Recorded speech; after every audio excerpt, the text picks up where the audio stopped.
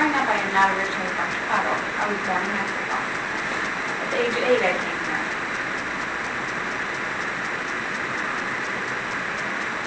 I have a very large family of 14.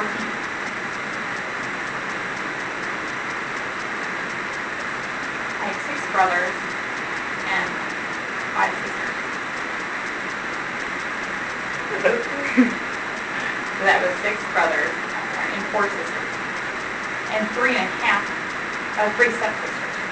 3 half sisters. 2 of us are deaf. That's it.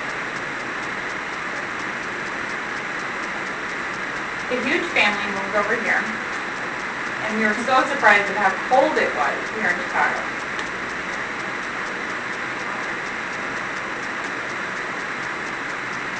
We were very tired from the plane ride when we had arrived to Chicago.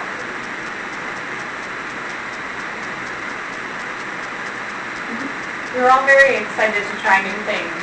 We all wanted to get out there and get food, try some ice cream, get our hands on anything we could.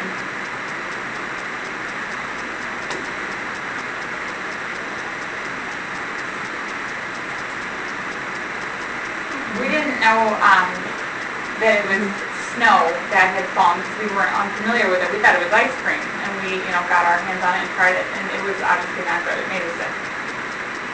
So, changing climates, the weather had made us all frigid.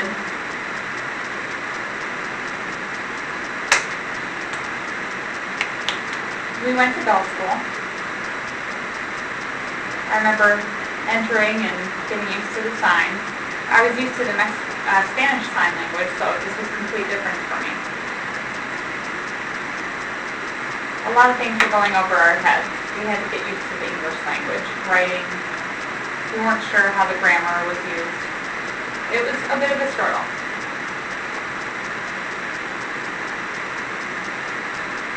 They brought in a woman who also knew Spanish, and she worked one-on-one with us. We would write back and forth, and I didn't really care for that writing. It was back and forth all the time. And we finally transitioned to English, but it was, like I said previous, a bit of a struggle.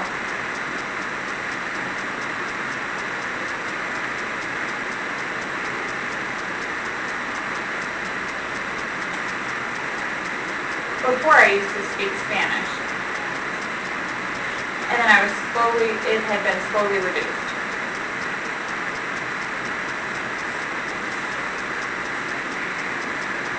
I wasn't sure the meaning of deaf.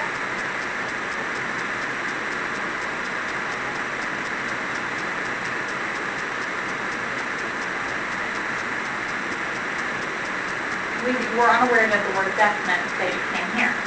But I thought I can speak. Yes, but you can't hear. Well, I was unfamiliar with the term and how it associated with hearing because I would speak. So again and again I was hearing this term. So I finally understood that the word was a label, deaf.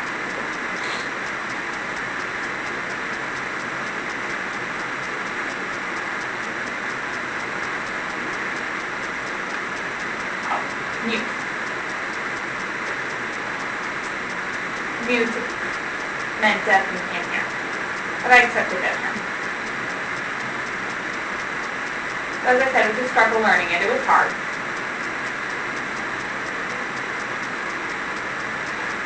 But thank God for the Spanish and the other interpreters who helped me out, being there every day and working through it. That's the only way I had learned sign. So slowly I had learned sign.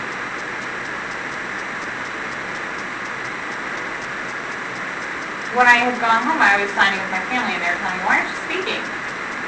And I thought, well, I can't hear. This is how I communicate now. So I was constantly getting punished for not talking.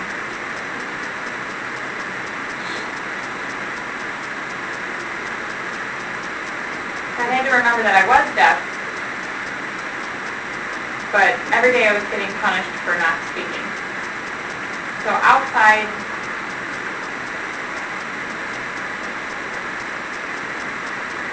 I was very stubborn and and I wasn't allowed outside. That was my punishment. Growing up into my teenage years, I had decided that I didn't want to stay and that I wanted to leave and travel.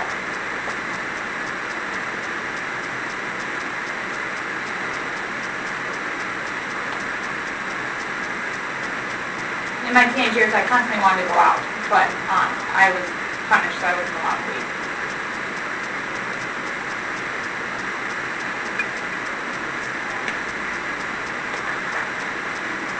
As my siblings were getting married, there was finally 3 of us left in the house.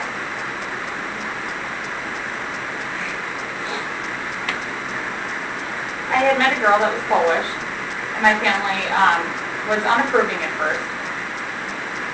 They wanted me to marry someone who was Spanish, or Mexican. It was different from my family.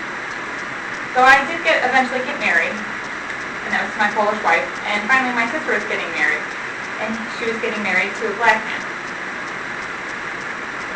Oh, my family was very upset. They were strict about Spanish culture and keeping that within the family.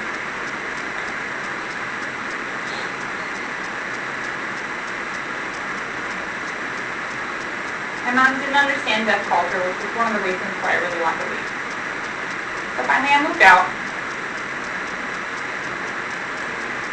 I had been working for a while.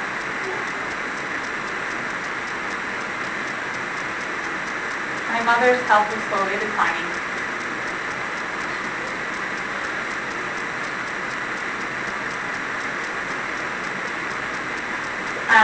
When I was with her, I did have to speak Spanish, but I hadn't used it in a while, so I was forgetting it. So once we got back into the swing of things, I'd continue the conversation.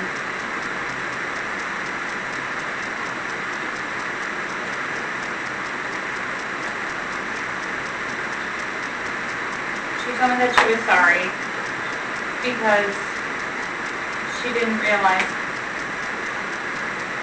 that I could be independent. And that's it.